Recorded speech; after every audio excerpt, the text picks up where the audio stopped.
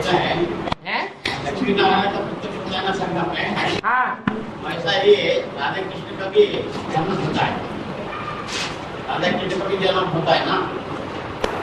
राधा कृष्ण बच्चे हैं, बच्चे होता है ना, प्रिंस प्रिंसेज हैं, और लक्ष्मी नारायण तो राजा हैं। हाँ, उसके बच्चे हो तो इनकी माँ बाप के बच्चे हो गए ना। किस माँ बाप के? लक्ष्मी नारायण। लक्ष्मी नारायण के बच्चे हुए? राधा कृष्ण नहीं, राधा कृष्ण का जन्म कब दिखाते हैं?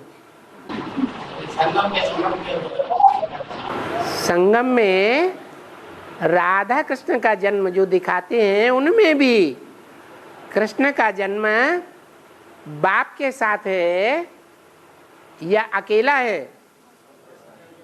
हैं? बाप के साथ। शिव जयंती माना ही है कृष्ण जयंती, सो गीता जयंती। वो गीता माता भी है, वो हीरोइन का पार्ट है।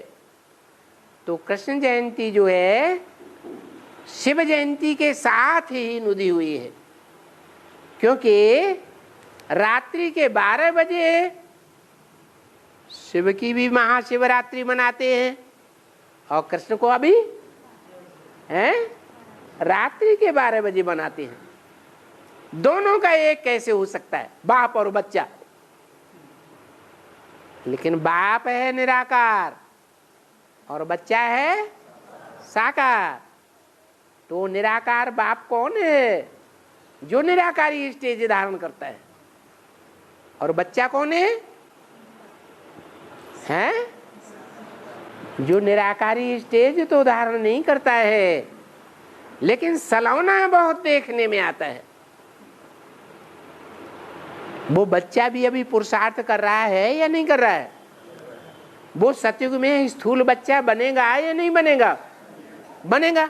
लेकिन अभी संगम युग में स्थूल बच्चे के रूप में जन्म होता है, या सूक्ष्म ज्ञान की बात है समझने की? ज्ञान की बात है समझने की।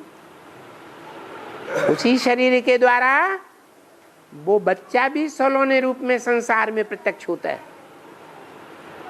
इतना गोरा और इतना काला और कोई पार्ट होता ही नहीं। इतना श्याम और इतना सुंदर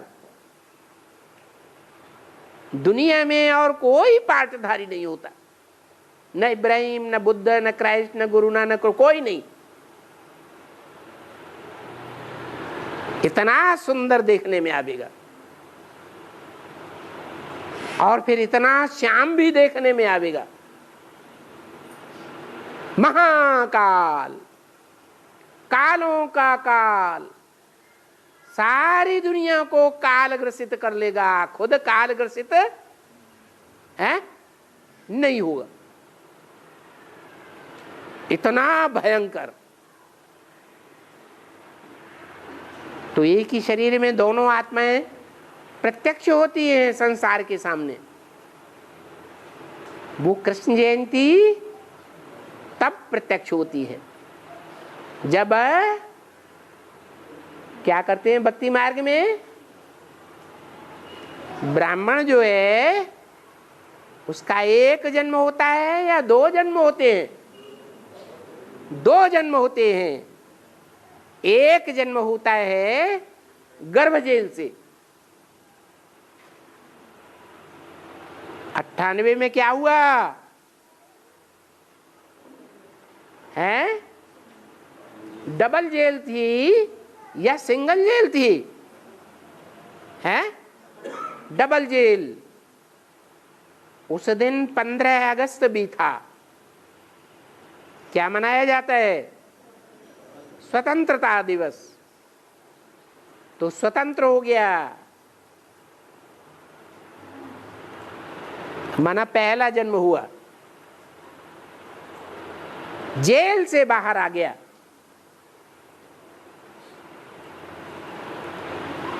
लेकिन द्विजन्मा ब्राह्मण नहीं हुआ।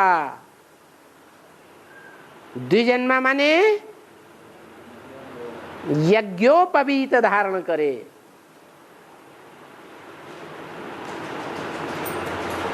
यज्ञ उपवीत, वीतराग। इस दुनिया से कोई राग नहीं। यज्ञ की सेवा करने वाला श्रेष्ठ ब्राह्मण बच्चा, जिसे शास्त्रों की भाषा में कहते हैं यज्ञ पिता,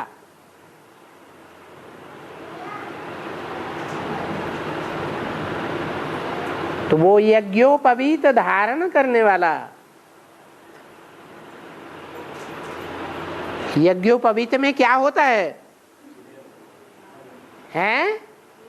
3 धागे होते हैं। वो 3 मूर्तियों के 3 ज्ञान के धागे, 3 स्मृति के धागे। तीनों धागे एक गांठ में बंधते हैं तो नाम क्या देते हैं? उस गांठ का नाम क्या देते हैं? ब्रह्मफांस। क्या? तीनों मिलकर के संस्कार एक हो जाएं तो ब्रह्म माने भगवान में फंस गए, ब्रह्मलोक में बिंद गए, संपन्न बन गए। उसको कहते हैं संपूर्ण ब्राह्मण। कृष्ण भी संपूर्ण ब्राह्मण बना या नहीं बना?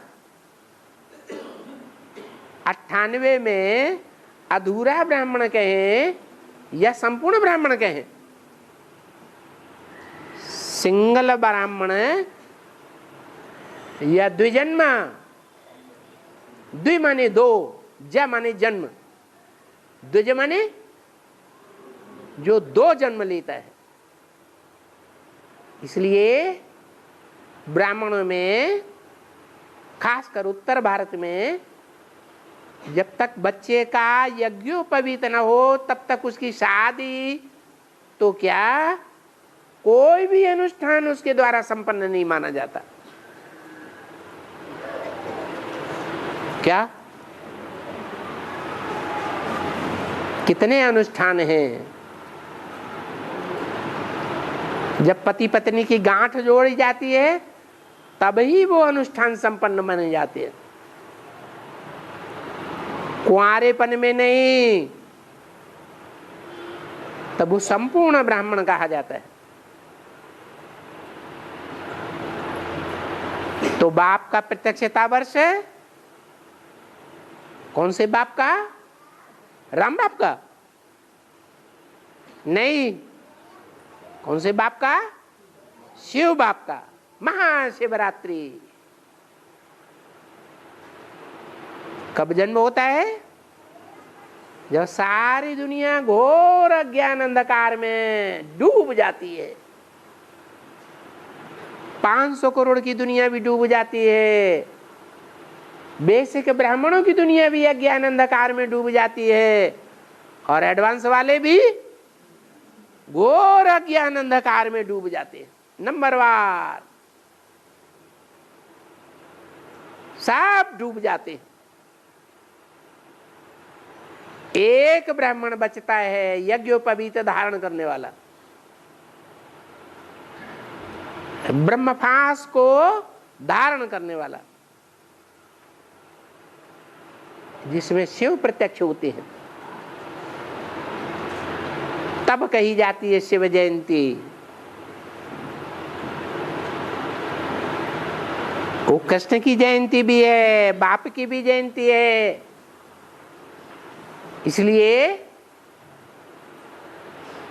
शिव जयंती की कोई तिथि तारीख भले न हो, लेकिन कृष्ण की तिथि तारीख भी है।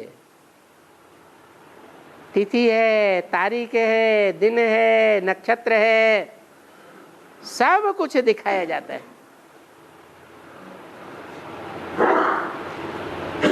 शिव का नहीं दिखाते।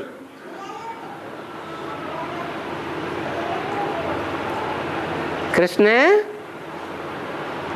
बाप समान बच्चा बन जाता है। संगम युगी कृष्ण की बात है, सतयुगी कृष्ण की तो बात नहीं है।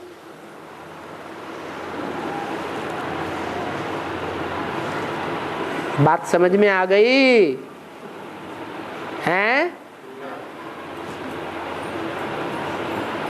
क्या हुआ है? आ गई।